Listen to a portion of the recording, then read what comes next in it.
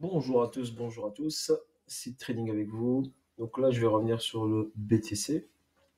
Donc BTC, alors bon, on va faire une petite vision générale en tout, en weekly, et après on va descendre sur ce petit mouvement qui est là. Donc là, ici, qu'est-ce qu'on constate ici? On constate ici, donc, après cette ATH ici, après avoir fait une distribution ici, le prix est venu ici, casser ici, vers le bas, et a breaké ici, ce plus bas. Donc là, je vais vous le mettre en jaune, que vous puissiez visualiser. Donc là, j'ai le dernier mouvement qui est venu faire la TH. Ce mouvement a cassé ici. Et ensuite, on a ici à accumuler, une phase d'accumulation. Donc le prix là est revenu ici, combler. Donc on est venu pile poil ici, combler le déséquilibre. Donc je vais zoomer pour vous montrer. Pour les personnes qui ne savent pas c'est quoi un déséquilibre de marché. Donc sur ce niveau ici, vous remarquez ici que cette bougie-là est connectée à aucune autre bougie. Donc quand on a ici, par exemple, cette bougie ici, donc cette mèche-là, qui n'est pas connectée au marché, donc ça reste ici un déséquilibre de marché, n'est pas connecté avec celle-ci, donc il y a un trou de cotation. Ce trou de cotation est un déséquilibre, et en plus c'est un déséquilibre weekly, donc il y a beaucoup d'intérêt. On remarque par exemple, je vous donne un exemple ici à côté, pour les personnes qui ne connaissent pas, qui sont un peu novices, ici par exemple vous avez eu un déséquilibre de marché ici, quand le prix était là, regardez, la bougie est partie, elle n'était pas connectée avec la troisième bougie, bougie 1, bougie 2, bougie 3. Le prix est descendu, il est venu recombler ici le déséquilibre en deux temps, donc en deux fois. Il l'a comblé totalement et ensuite il a continué son mouvement baissier. D'accord? Donc voilà un exemple, si vous ne savez pas c'est quoi un déséquilibre. Donc là le marché il est quoi? Il est dans le déséquilibre. Il est juste ici dessus, à l'intérieur. Il travaille ce niveau-là. Après cette phase accumulative ici, le prix a poussé, il ne s'est pas arrêté sur ce niveau-là. Donc rappelez-vous ici au départ, il pouvait s'arrêter ici, dans ce niveau ici, où on avait également un déséquilibre de marché. Donc comme ça, je vous montre plusieurs exemples. Donc là, c'est un déséquilibre de marché. Donc le prix ici est venu travailler ce déséquilibre. D'accord. Ensuite, a fait une correction ici. Donc, a marqué ici comme une zone de support, si vous préférez. Et il n'a pas cassé ces 25 000, 24 800 $. Et ensuite, a pris ce déséquilibre et est parti chercher celui qui était au-dessus. Au niveau de ce déséquilibre, bien sûr, c'est une zone ici d'argent. Je vous fais une explication parce que je sais qu'il y a forcément des débutants parmi nous qui ne savent pas tout ça et leur expliquer. Donc là, on est venu ici dans ce déséquilibre ici. Donc le prix a fait un rallye, premier déséquilibre qui a travaillé, qui est resté longtemps, qu'on est resté de mars 2023 à octobre 2023, donc ici, avant de casser ce déséquilibre. Donc, sur ce niveau, on peut avoir bien sûr quelque chose de similaire. Ok, bien sûr, moins long. Donc, moins long, je pense, mais quelque chose de similaire. Ça veut dire qu'il va travailler ici. Il va faire un retracement. C'est pour ça que je vais dire on a potentiellement un retracement prochainement qu'on doit bien sûr faire attention. Je vous ai dit que ici, cette zone, acheter le BTC n'est pas judicieux. Pourquoi? Parce que, comme je vous l'ai dit, quand on trace notre Fibonacci ici, on constate que le prix ici est au-dessus de la ligne des 50. Donc, on est en zone premium. Donc là, je suis en logarithmique si je ne me trompe pas. Je vais me mettre en normal. Donc, regardez ici, on est au-dessus du 50 normal, non logarithmique, sur le high et le low de ce mouvement baissier. Donc, sous la ligne des 50, oui, acheter le BTC était judicieux. Au-dessus de cette ligne ici, donc acheter ici n'est pas judicieux. Car on est sur la ligne des 50 et en zone de vente premium. Vous allez me dire, oui, le prix n'est pas aller plus haut. Oui, le prix n'est pas aller plus haut. Mais le plus intéressant pour le Bitcoin serait de retracer dans une certaine zone, revenir en zone en dessous de la ligne des 50 pour ensuite faire un up dans la zone chère, premium. On parle de la loi de l'offre et de la demande. Donc, quand un prix est pas cher, il peut être acheté. Quand un prix est cher, il peut être vendu. Donc faites attention à ça. Donc si j'ai acheté en prix pas cher et j'arrive en prix cher, ici je peux encaisser. Ça veut dire que j'ai fait un trade gagnant, je suis parti d'une zone pas chère à une zone chère, et là je peux encaisser par exemple mon trade en achat. Voilà l'exemple pertinent si vous voulez bien sûr respecter cette loi de l'offre et de la demande.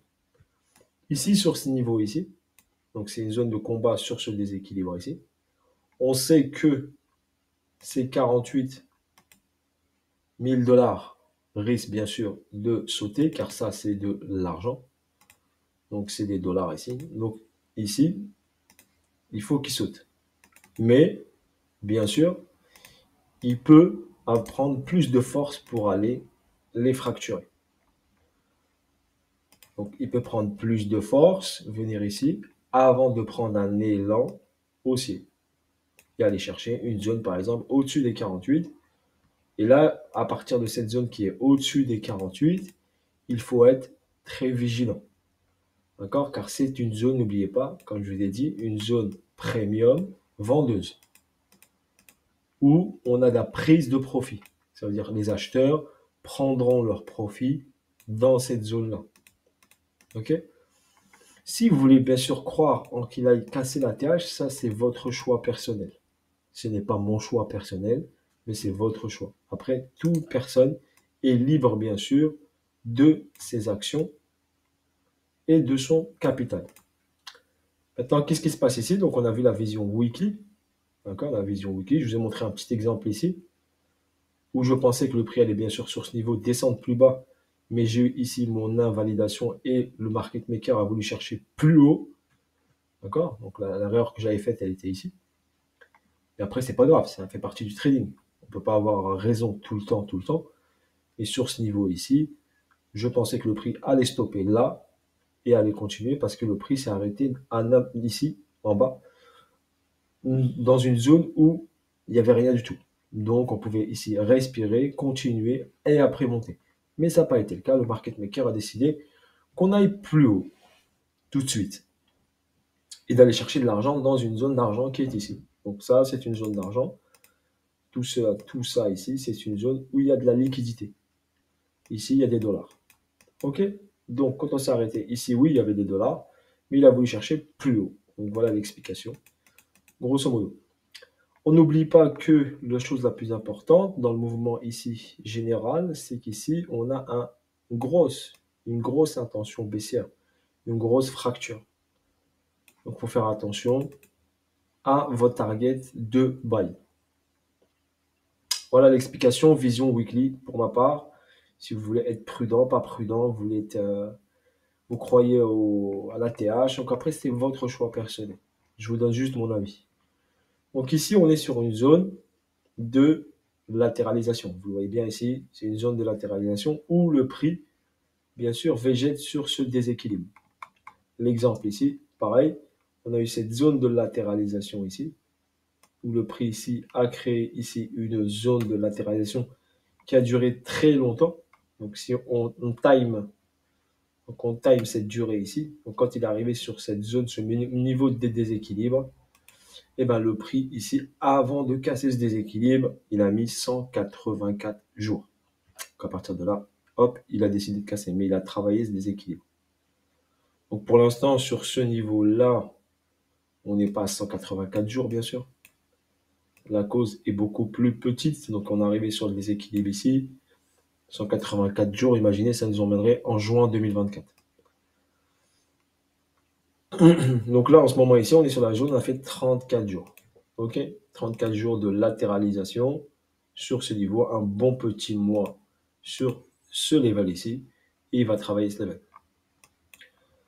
Donc la zone ici, pertinente, où il y a de l'argent ici, elle est ici. Donc quand on constate ici, on a ici une zone ici, pertinente ici. Donc on constate cette zone-là. C'est une zone ici où il y a de l'argent. Donc il faut faire très attention, car le BTC ici, l'actif, s'il veut retracer, il peut venir chercher cet argent-là. Ou revenir dans l'argent. C'est-à-dire qu'il peut revenir ici, retracer ici, pour ensuite repartir sur aller chercher les 48K. Ok, donc on fait gaffe ici, à ce niveau-là. Ok, il y a de l'argent, il y a des stop loss ici, en bas à chercher.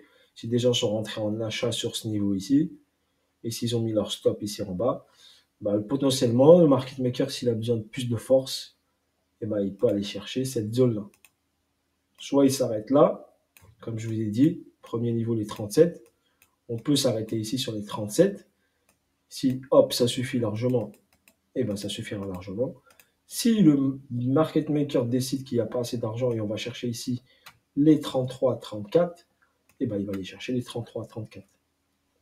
La problématique, c'est que sous cette zone ici, on a ici, on appelle ça un price delivery, donc un déséquilibre de marché. Donc potentiellement, si ça ne tient pas, si on vient chercher ça, on peut aller directement checker ça et on peut aller directement au 30K. Mais bon, ce n'est pas d'actualité, je vous le montre, c'est tout, que le prix ici, s'il veut revenir ici au 30K et prendre tout ça, il peut le faire. Il faut le garder juste en tête. D'accord? Pour l'instant, on est ici, sur ce niveau-là. Si on va en H4 ici, on constate ici que le prix ici, je vais tracer un petit rectangle. Ouais, je vais tracer un petit rectangle. On constate ici que le prix ici est dans une phase accumulative. On va appeler ça comme ça. Donc là, il est dans une phase accumulative. Donc le prix ici a accumulé dans cette zone-là. Ici, on a une petite phase ici manipulatrice, on appelle ça. On manipule. Donc, le marché a manipulé. Pourquoi il a manipulé ici? Il a manipulé parce qu'il a incité les gens à vendre l'actif. Donc, quand le marché insiste à vendre l'actif, donc s'il reste comme ça ici, n'oubliez pas, vous avez de fortes probabilités qu'on vienne chercher ces sommets-là. Okay? Quand le prix ne part pas tout de suite, il végète trop longtemps ici, eh ben, il va travailler forcément les highs et les lows. Et il va travailler les EQL et les EQH. Donc les EQL sont quoi? Sont des zones ici au même niveau, hein, comme je vous l'ai expliqué sur la vidéo d'avant. Ici, vous avez une zone où il y avait tout ça. C'était des EQH. EQH veut dire niveau au même niveau. On va faire simple. Equality high. OK? Donc ici, des zones au même niveau. Donc le prix, il plafonne comme si c'était un support. Si vous tradez support et résistance. Donc c'est comme si c'était un support où le prix s'appuie sur ce support, donc sur cette résistance, excusez-moi, sur cette résistance ici, et après il casse cette résistance ici, mais matérialise ça par une prise de liquidité, donc une prise d'argent. Donc ici, regardez, ça c'était de l'argent, donc le prix est venu prendre l'argent. Donc là, je vous fais une petite vidéo pédagogique hein, pour vous expliquer un peu. Et donc il prend ce dernier sommet ici, on va le matérialiser avec une ligne jaune. Voilà, il vient ici prendre tout ça ici, et après, il refait un mouvement baissier. Donc là, en ce moment, il fait du ping-pong, on va dire. Il fait du zone to zone. Là, on est sur une zone de latéralisation, et le prix fait du zone to zone. D'accord? Bien sûr, quand le prix traîne comme ça, l'inconvénient, c'est que les gens, ils s'ennuient. Vous voyez, le prix traîne ici pendant un mois, les gens, ils s'ennuient, et au lieu d'attendre, ils se sentent obligés de rentrer sur le marché, en achat ou en vente, parce qu'ils n'attendent pas les confirmations totales. Donc, eh ben, le market maker, pour lui, c'est du pain béni. Il vient travailler ici, il manipule en haut, il fait sortir les shorters.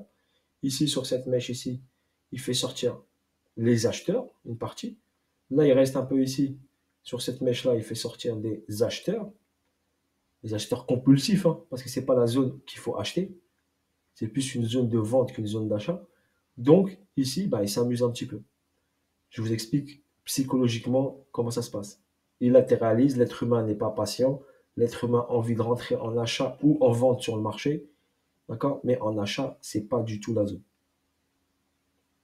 Et en vente, c'est trop précipité parce qu'il n'y a pas assez d'informations. Il faut attendre des informations. Après, si vous avez un gros capital et sur ce mouvement, vous ne vous faites pas liquider, parce que vous avez un gros capital. Mais la personne qui n'a pas un gros capital et qui est limite un gambler, qui prend trop de risques dans sa position, risque de se faire liquider. Donc, c'est pas très judicieux. Donc, il faut faire très attention. Mais techniquement, pour l'instant, le mouvement ici est propre. On a une phase accumulative, une phase manipulatrice qui peut ensuite emmener le prix vers le bas. Cette manipulation ne peut ne pas être terminée, comme je vous l'ai expliqué. Je vous ai dit, cette semaine et ce week-end, il n'y aura rien du tout. Il va végéter dans ce niveau-là. D'accord? Dans ce niveau-là, il va végéter. Et c'est le cas. Donc, on va attendre la semaine prochaine qu'il nous montre ce qu'il va faire. Là, il a fait hop, des petits ça. Se faire liquider sur un mouvement comme ça, c'est pas normal. Se faire liquider sur un mouvement comme ça, ce n'est pas normal. D'accord? C'est que votre exposition est trop importante sur ce niveau-là, sur cette fourchette. Donc, travaillez votre money management sur ça pour les personnes qui s'engagent un peu trop. Voilà, juste à titre indicatif. Donc ici, on a une baisse ici, et ici, comme pareil, ici, on a une zone de QH, et ici, pareil, on a une zone de QL. D'accord? Une zone où le prix, ici, on va écrire EQL, les zones basses, où le prix, bien sûr, a créé un support d'argent. Aussi simple que ça, je vous expliquer là. Donc ici, le prix, il a créé un support d'argent. Donc ce support d'argent ici, c'est de l'argent. Donc on a de l'argent en haut, il est venu chercher l'argent en haut, et on a de l'argent ici en bas. Il en a créé un ici, pour l'instant, il ne l'a pas pris. Il a créé celui-là qu'il a pris. Donc regardez ici. Donc ici, c'est le même principe. Vous voyez ça. Donc le prix, le market maker, il est en train de s'amuser un petit peu. Il crée des zones, il joue avec l'être humain. D'accord? Il joue avec le psychologique de l'être humain. L'être humain, ici, il voit ça, et ben, il se dit, hop, et tout le monde, il va partir. Et après, le prix, il part. Il donne ici une phase euphorique. Oui, ok, super, j'ai hop. Au lieu que les gens encaissent ici parce qu'il y a une prise de liquidité, ben non, le prix ensuite fait marche arrière et vient rechercher cette zone de liquidité. Donc, il faut faire très attention. D'accord? Pour l'instant, c'est une phase. Toute cette phase ici est une phase manipulatrice vers un objectif bien précis. Ok? Donc, c'est pour ça qu'il faut attendre. Soit le prix s'arrête là et il nous fait ça. Soit il a envie de manipuler un peu plus. Il va rechercher ici un plus haut, ici un petit peu. Et après, revenir chercher cette poche de liquidité pour l'instant qu'il n'a pas prise. Et qui viendra chercher sans aucun problème. Après, on n'oublie pas, on a cette poche de liquidité ici, qui peut aller chercher facilement, parce qu'il l'a créée dernièrement. Et c'est la plus importante, elle est là. Donc, soit il s'arrête au 37 et on voit ce qu'il fait. Donc, le prix, il peut s'arrêter au 37, on voit ce qu'il fait. Ou il a un mouvement très agressif et il va chercher ici vers le bas. D'accord? Donc, on doit faire très attention à ce niveau. Je vous ai dit, ce n'est pas un niveau acheteur, c'est plutôt un niveau vendeur que acheteur.